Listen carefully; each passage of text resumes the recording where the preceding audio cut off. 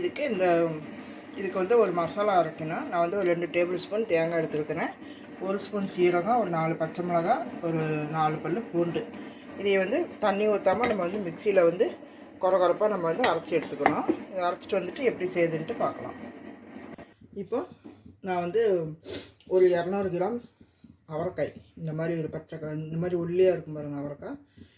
அந்த அவரைக்காய் வந்து ஒரு 200 கிராம் எடுத்துருக்கிறேன். அதே 200 கிராம் கேரட் எடுத்துருக்கிறேன்.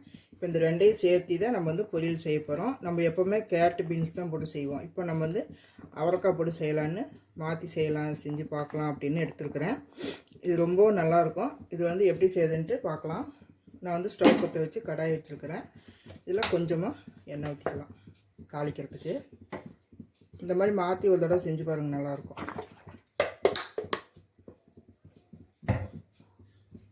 எண்ணெய் காஞ்சதுக்கப்புறம் கொஞ்சமாக கடுகு போட்டுக்கலாம்.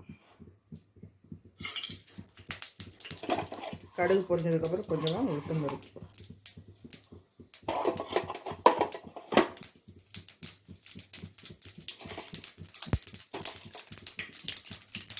ஒரு ஸ்பூன் கடுகு போட்டுக்கோங்க. அப்புறம் கொஞ்சமாக உளுத்தம் பருப்பு கொஞ்சம் போட்டுக்கிறேன்.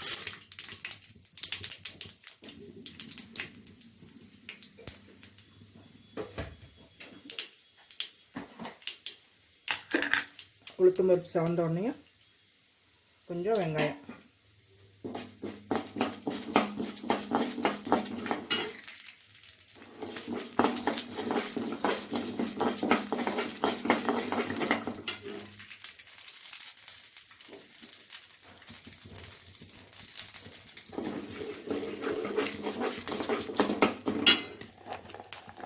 ஒரு 2 பெரிய வெங்காயம் கட் பண்ணி வச்சுக்கிறேன், அது போட்டுக்கலாம். சின்ன சைஸ் வெங்காயம் தான், அதனால தான் நான் 2 போட்டிருக்கிறேன்.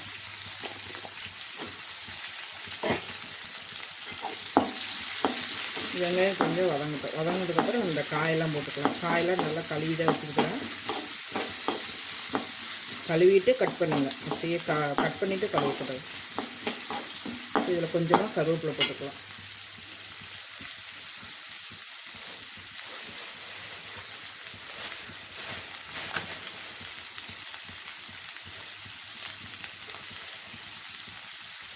ஒரு 2 குச்சி கருவேப்பிலை போட்டிருக்கிறேன். வெங்காயம் வந்து கொஞ்சம் கலர் மாறினா போதும், நம்ம காய் போட்டுக்கலாம். இப்போ வெங்காயம் வந்து இந்த அளவுக்கு கலர் மாறினா போதும், இந்த அளவுக்கு மாறினா போதும். இப்போ வந்து நம்ம காயெல்லாம் போட்டுக்கலாம். கேரட்டு,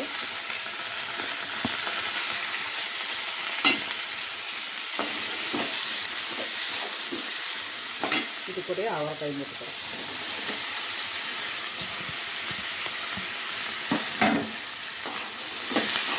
இதெல்லாம் நல்லா வந்து ஒரு நிமிஷம் நல்லா வதக்கி விட்டுருங்க. இதில் கொஞ்சமாக மஞ்சள் போட்டுக்கிறேன். இந்த பொரியல் வந்து எல்லாத்துக்குமே சூட் ஆகும். கொஞ்சமாக மஞ்சள், ஒரு 1/4 ஸ்பூன் தான்.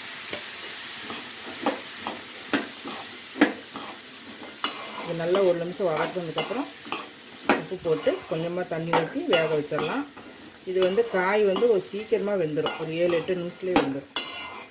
உங்களுக்கு சீக்கிரமாக இன்னும் இதை விட சீக்கிரமாக செய்யணும் அப்படின்னு நினச்சிங்கனாக்கா குக்கரில் வந்து கொஞ்சமாக கீழே தண்ணி ஊற்றிட்டு மேலே ஒரு கிண்ணத்தில் வச்சுட்டு ஒரே ஒரு விசில் மட்டும் விட்டு நீங்கள் இறக்கிடலாம். இன்னும் சீக்கிரமாக ஆயிடும். இப்படியும் செய்யலாம், அப்படியும் செய்யலாம். இது தேவையான அளவு உப்பு போட்டுக்கிறேன்.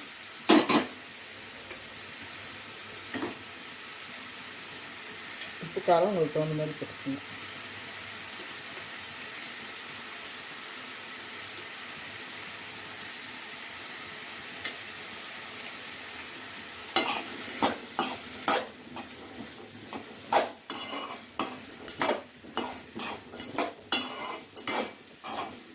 கொஞ்சமாக தண்ணி ஊற்றிக்கலாம். நம்ம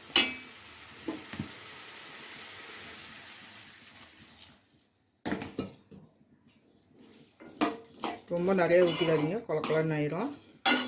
இந்த அளவுக்கு ஊற்றினா போதும். ஒரு 1/2 டம்ளர் ஊற்றிருக்கிறேன். மூடி போட்டு வேக வச்சுருவோம்.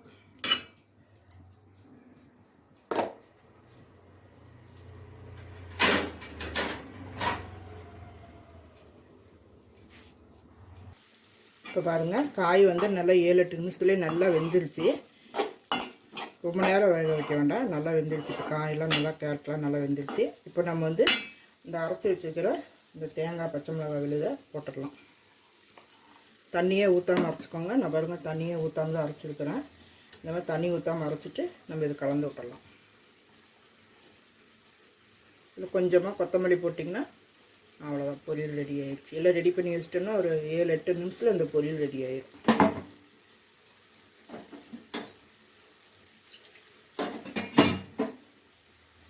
நல்லா கலக்கி விட்ருங்க.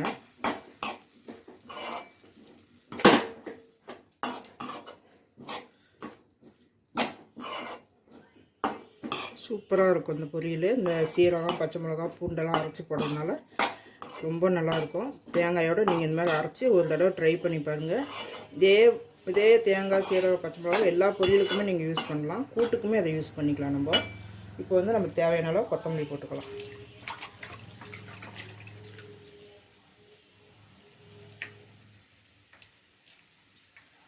நல்லா வாசனை நல்லா 1 நிமிஷம் மட்டும் இப்படியே விட்டுறீங்கன்னா இந்த கொஞ்சம் இந்த பச்சை வாசனை போயிடும்.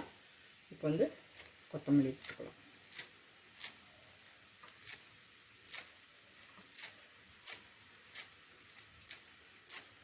கொத்தமல்லிலாம் நிறைய போட்டு சேர்த்திக்கோங்க, நல்லது உடம்புக்கு.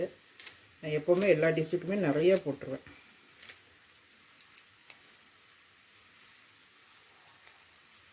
இந்த காம்பெலாம் வேஸ்ட் பண்ணாமல் அதையும் போட்டுக்கலாம். இந்த தலையை நிறைய போட்டேன்.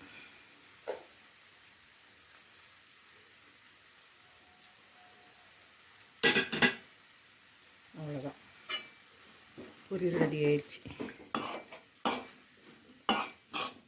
நீங்களும் இதே மாதிரி செஞ்சு பாருங்கள் ஃப்ரெண்ட்ஸ், ரொம்ப சூப்பராக இருக்கும்.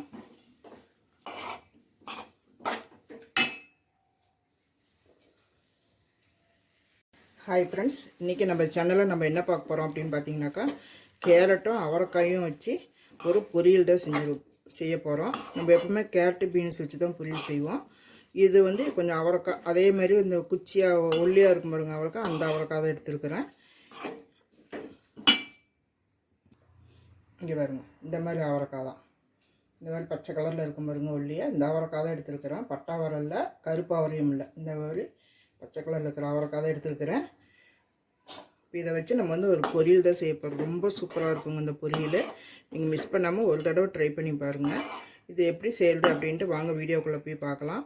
எனக்கு சப்ஸ்கிரைப் பண்ணிவிட்டு சப்போர்ட் பண்ணுற ஃப்ரெண்ட்ஸ் எல்லாருக்கும் ரொம்ப ரொம்ப ரொம்ப நன்றி.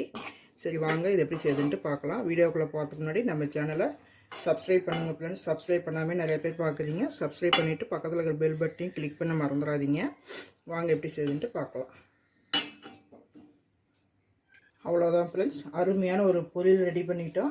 நீங்களே இதே மெத்தட்லேயே செஞ்சு பாருங்கள், ரொம்ப நல்லாயிருக்கும். குழந்தைங்களையும் காயெல்லாம் சாப்பிட வைங்க, காயில் தான் நிறைய சத்து இருக்குது. இந்த வீடியோ பிடிச்சிருந்தால் லைக் பண்ணுங்கள் ஃப்ரெண்ட்ஸ், சப்ஸ்கிரைப் பண்ணுங்கள். சப்ஸ்கிரைப் பண்ணிவிட்டு எனக்கும் சப்போர்ட் பண்ணுங்கள் ஃப்ரெண்ட்ஸ். மீண்டும் அடுத்த வீடியோவில் சந்திப்போம். நன்றி, வணக்கம். Desperado, in this together we live.